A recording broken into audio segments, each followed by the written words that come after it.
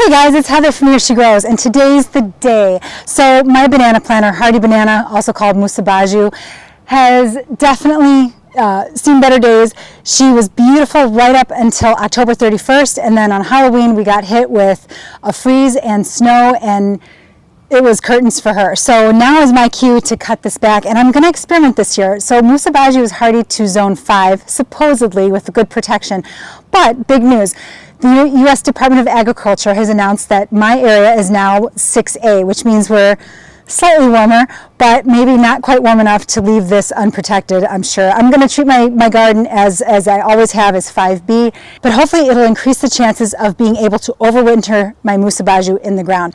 She's massive, so and super heavy. I used to dig her out of the ground in the front yard garden. I had her in containers, but her root ball is so massive that I don't want to risk messing up my back for my banana as much as I love her. So Musa basjoo is hardy to 5. I've seen a lot of tutorials on people who have overwintered this successfully in cold climates.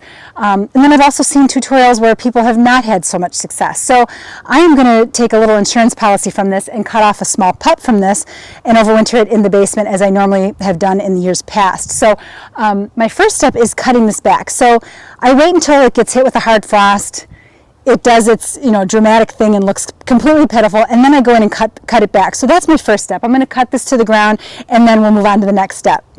Before I go and cut it back, though, I want to show you just how massive these trunks are and give you the up close. But look at the size of this. So that's huge. I would say maybe this is about maybe an 8-inch diameter on just this single trunk, and then you can see all the other trunks through here. You'll have a better view of it once I cut it down, but I just want to show you how massive. I mean, look at that. It's huge. I already cut off one of these stems, but the best tool for the job is a saw, and it really gets in there well and slices through everything pretty easily. Look at how juicy that is.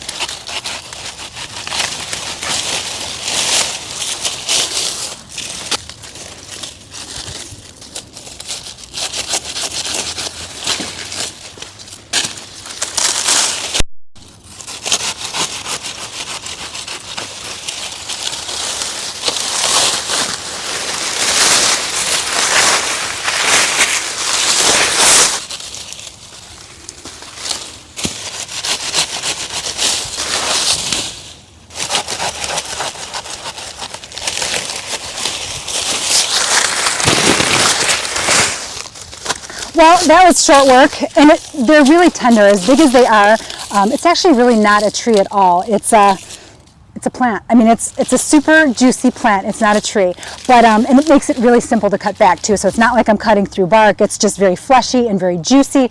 And now I'm just going to clean this up and start working out my plan for how to insulate it the best. My goal is to insulate this well enough so that ground stays a little bit warm, so that maybe, fingers crossed, this is going to come back for me in the spring. And I think it will. I mean, especially if I'm 6A now, I say let's prove it and see if we can bring this back for the spring, and then I don't have to dig any longer. I'm going to clean up my space and start working out how I want to make my my enclosure for it, because I'm going to start stuffing it with a bunch of stuff from the yard and see if I can insulate this well enough and hopefully bring it back next year.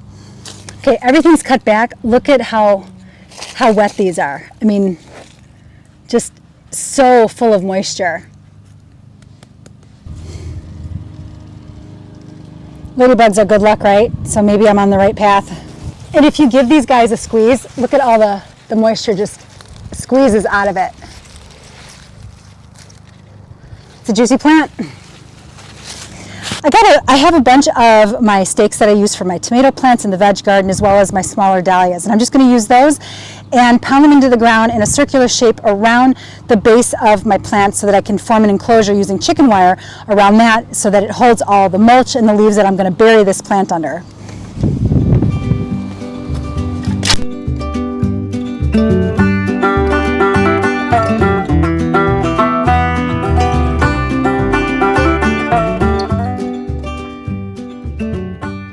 I totally forgot to cut out my insurance policy, so I'm going to get after that before we go any further.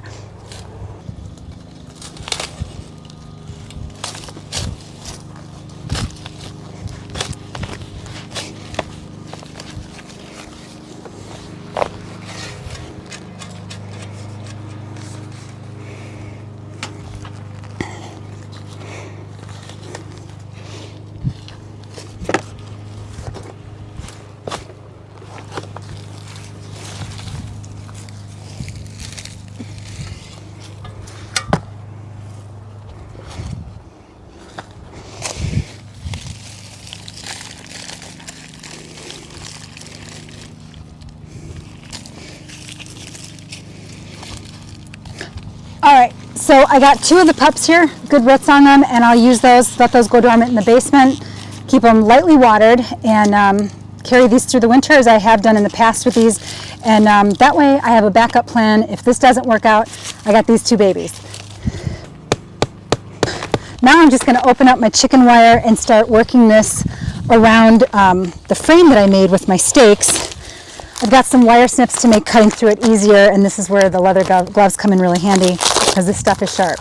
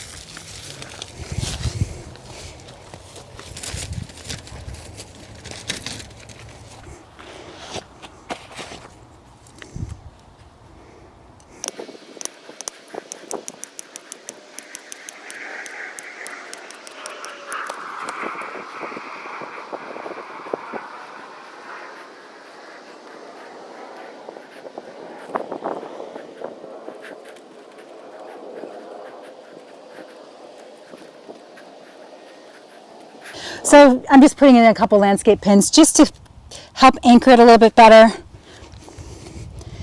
And I think this has a really good chance of overwintering because this is south facing. It's a bit of a microclimate here. It stays warm here against the house, and it's the warmest part of the house. So I think if ever there was a place that's going to survive, it's going to be right here. So we'll see.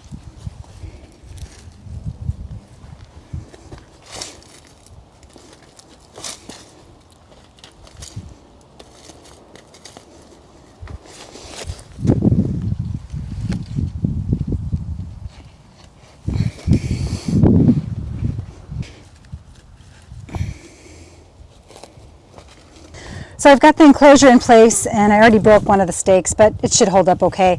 And now I'm just going to start adding my mulch. I've got 2 bags of mulch I'm going to drop in, and then I'll top it with some leaves.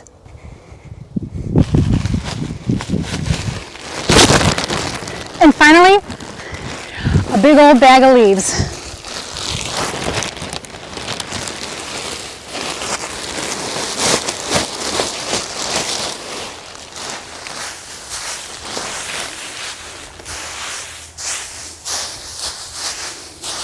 So it looks like I got about 2 feet of top dressing, and hopefully that'll keep the ground just warm enough so that when I clear this in the spring, maybe April sometime, we'll see depending on the weather next year, I'll have some green shoots coming up. Wouldn't that be awesome? I think tropicals are so awesome in a cold climate garden. I mean, they're unexpected, they're dramatic, the big leaves, things like banana plant, colocasia, alocasia, cannas, all those deserve a place in our cold climate garden because they add a little bit of drama to it, and I think every garden could use a little bit of that, especially in the Midwest when you see so many common plants like catmints and salvia and things of that nature. Also keep in mind perennial hibiscus is also wonderful, and that's what I had planted in front of this. I think I had Candy Crush just in front of the banana plant this year, and it just looked awesome together. I love the combination. So it's really nice to break up those common Midwestern plants that you see, and they're wonderful. They're great plants to have in your garden. They are hardy, they do well in our Midwest climate, but it's also really nice to add things with a little bit of drama and that adds some really cool texture and giant leaves to your cold climate garden. So thanks for watching, guys, and I will update you in April depending on how the weather goes. If we have a cold spring, it might be a little later, maybe it'll be in May. I'm not sure when I'm going to uncover this, but I will be checking it periodically. So thanks for watching, guys. Have a great day, and I'll see you in the next one.